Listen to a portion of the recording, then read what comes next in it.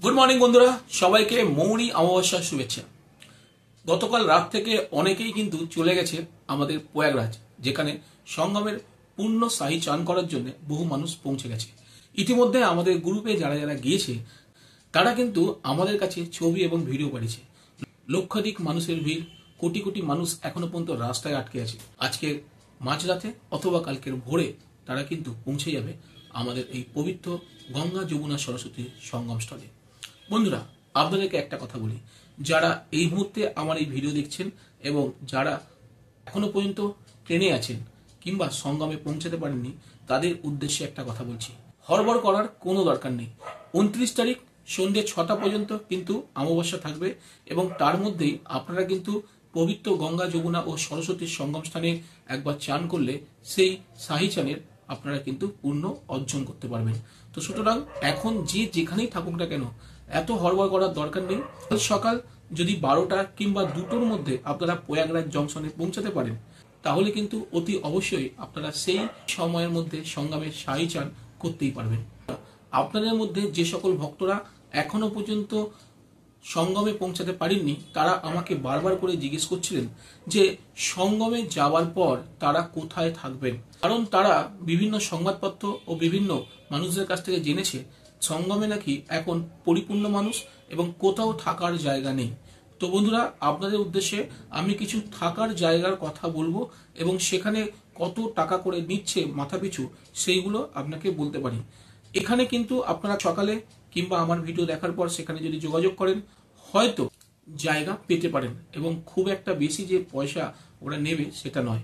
তো প্রথমে বলে রাখি, গঙ্গা নদীর পাড়ে সেক্টর 17তে গোস্বামী মহারাজের আশ্রমে আপনারা কিন্তু এখানে রাত্রি যাপন করতে পারেন।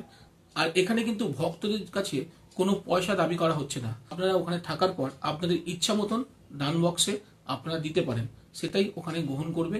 কোনো ভক্তের ওপর এরকম বলা নেই যে মাথা পিছু 1000 টাকা, 500 টাকা, 100 টাকা দিতে হবে এখানে থাকতে গেলে, সেই রকম কোনো কিছু নেই।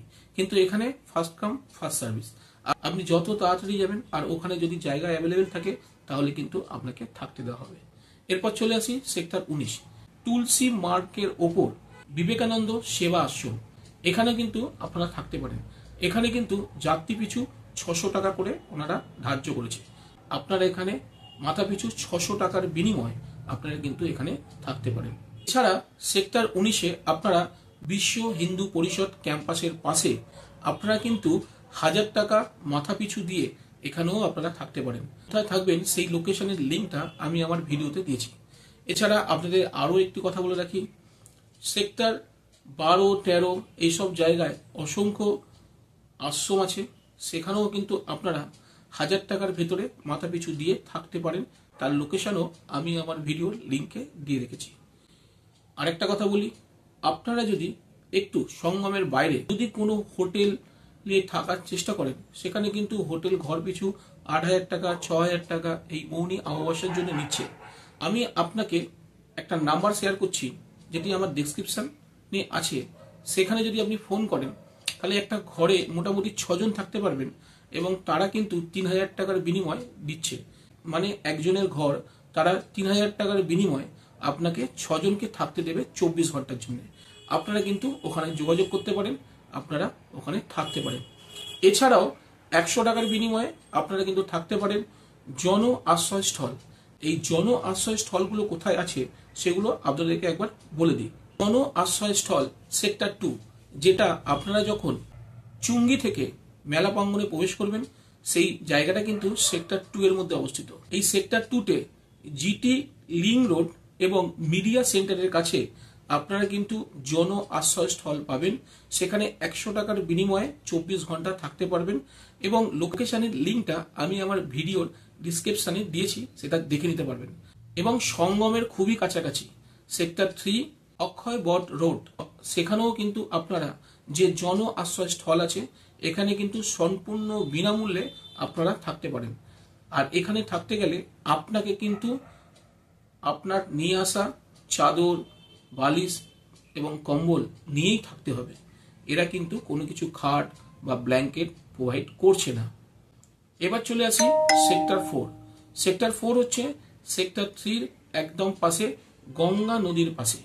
এখানে কিছু কানেক্টিং ব্রিজ আছে যেগুলো কানেক্টিং করছে সেক্টর 5, সেক্টর 19, সেক্টর 20। সেক্টর 4 এর মধ্যে এখানেও জন আশ্রয় স্থল আছে। চৌদা রতন কথা দুয়ার বলে একটা বড় গেট আছে। এই গেটের কাছাকাছি জন আশ্রয় স্থল আছে, যেটাও 24 ঘন্টার জন্য 100 টাকার বিনিময়ে আপনাদেরকে থাকতে দেবে। এছাড়া সেক্টর 9 কলস দুয়ারের কাছাকাছি আপনারা কিন্তু 24 ঘন্টার জন্য 100 টাকা দিয়ে থাকতে পারেন।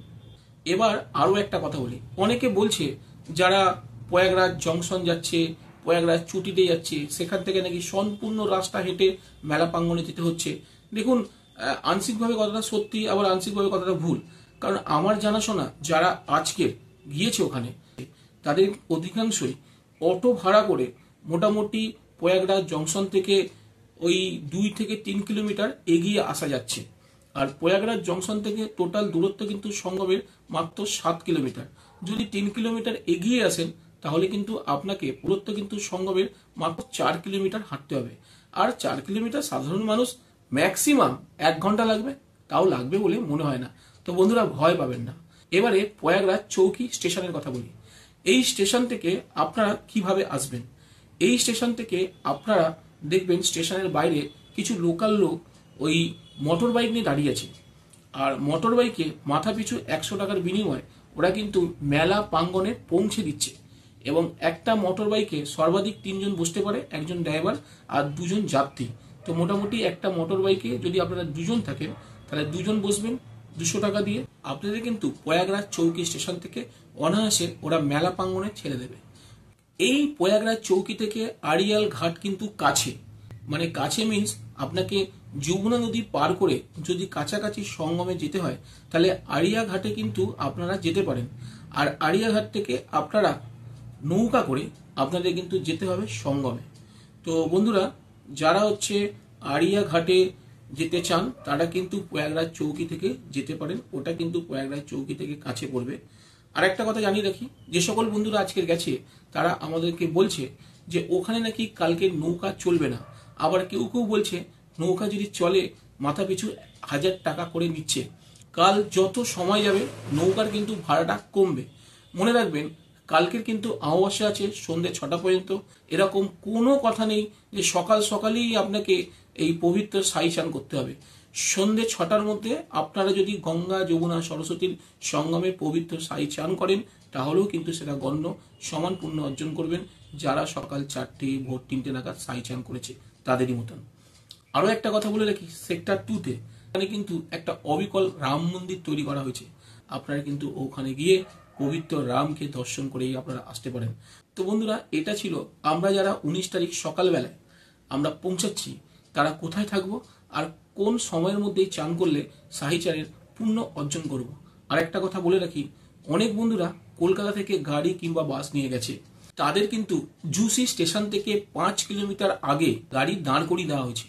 আর জুসি স্টেশন থেকে 5 কিলোমিটার আগে যেখানে গাড়ি পার্কিং করতে বলা হচ্ছে সেখান থেকে কিন্তু সঙ্গম যেখানে আপনারা চান করবেন সেটা কিন্তু প্রায় 14 কিলোমিটার পর্যন্ত। আর এই 14 কিলোমিটার অনেকে পায়ে হেঁটে আসছে, অনেকে আবার লোকাল বাইক ভাড়া করে খানিকটা এগিয়ে আসছে। তো বন্ধুরা, মোটামুটি আপনারা বুঝতেই পারছেন, এখন যেহেতু ভক্তদের চাপ আছে তাই বিভিন্ন জায়গায় পার্কিং করছে এবং গাড়ি রাখছে। যত দেরি করে আপনারা সঙ্গমের দিকে যাবেন তত দূরে কিন্তু আপনাদের পার্কিং হবে। তো এই নিয়ে ভয় পাওয়ার কোনো অসুবিধা নেই। তার কারণ 29 তারিখ সন্ধ্যে 6টা পর্যন্ত পুণ্যচান করতে পারবেন। আপনারা যদি দুপুর 2টো নাগাদও প্রয়াগরাজ জংশন বা জুসি এরকম এরিয়ায় পৌঁছান আপনারা কিন্তু অনায়াসে 6টার আগে পূর্ণ সাই চান করতে পারবেন। আপনারা যারা 29 তারিখে সাই চান করে ফিরে আসতে চান, কি কি ট্রেন আছে সেই ট্রেনের লিস্টও দেওয়া আছে। এছাড়া আপনারা কোথায় থাকবেন কম খরচে সেইগুলোর কিন্তু লিঙ্কও দেওয়া আছে। তো আপনারা ভিডিওটা দেখা মাত্র লিঙ্কগুলো দেখতে পারেন, আপনি কোথায় আছেন আর সেখান থেকে থাকার জায়গা কত দূর আছে সেগুলো কিন্তু বুঝতে আপনাদের সুবিধা হবে। বন্ধুরা, আপনাদের উদ্দেশ্যে একটা কথা বলছি, যারা এবছর পবিত্র কুম্ভ মেলায় যাচ্ছেন ওখানকার মেলা প্রাঙ্গণের কর্তৃপক্ষের তরফ থেকে এই রকম করে একটি বই সবাইকে গিফট করছে। আর এই বইটির মধ্যে লেখা আছে যে কুম্ভ স্থানের মহাত্মা কি, কুম্ভস্থান কেন করা হয়, এই সকল জায়গাগুলোতে কেন ডিসাইড করা হয়েছে এবং মেলা প্রাঙ্গণে কত ভিড় হচ্ছে, এখানকার ইকোনমিক এই মেলার ওপর কতটা ডিপেন্ডেন্ট, এখানকার পরিষেবা এবং এই বইটির মধ্যে অনেক কিছু লেখা আছে যেখানে এই মেলা প্রাঙ্গণে যাওয়ার পর সহজেই আপনারা কি করে প্রশাসনের সঙ্গে কথা বলতে পারবেন কোনো বিপদ আপদ হলে, সমস্ত কিছু রুট ম্যাপ এই বইটির মধ্যে আছে। আপনারা যখন ওখানে যাচ্ছেন, যেখানে এই বইটি দান করছে সেখান থেকে কিন্তু বইটি নিতে পারেন। যদিও বইটি হিন্দি, মোটামুটি অনেকেই হিন্দি পড়তে পারে, তো বইটি কিন্তু নিতে ভুলবেন না। আর এর সঙ্গে 2025-এর একটা বড় ডিয়াল ক্যালেন্ডার দিচ্ছে, সম্পূর্ণ বিনামূল্যে এই বইটি এবং ক্যালেন্ডারটি দেওয়া হচ্ছে। আপনারা যখন আসবেন নিয়ে অতি অবশ্যই আসবেন। আর যারা যারা পবিত্র কুম্ভ মেলায় যেতে পারেনি তাদেরকে কিন্তু আপনারা ওই ক্যালেন্ডারগুলো গিফট করতে পারেন। ক্যালেন্ডারগুলো সম্পূর্ণ বিনামূল্যে, যে যত চাইছে তাকে তত দেওয়া হচ্ছে মেলা কর্তৃপক্ষর তরফ থেকে। তো বন্ধুরা, আশা করি ভিডিওটি ভালো লেগেছে। যদি ভিডিওটি ভালো লেগে থাকে অবশ্যই আপনি আপনার নিকটবর্তী বন্ধু বান্ধব ও আত্মীয় পরিজনকে শেয়ার করতে ভুলবেন না। তার কারণ আমরা চাই সবাই যেন এই 144 বছর অন্তর অন্তর মহাকুম্ভের যে সময়টি চলছে সেখানে যেন গঙ্গা যমুনা সরস্বতীর সঙ্গমে একবার পূর্ণ ডুব দিতে পারে। জয় বাবা ভূতনাথ, পৌঁছে যাব অমরনাথ। তো বন্ধুরা, নমস্কার, ভালো থাকবেন।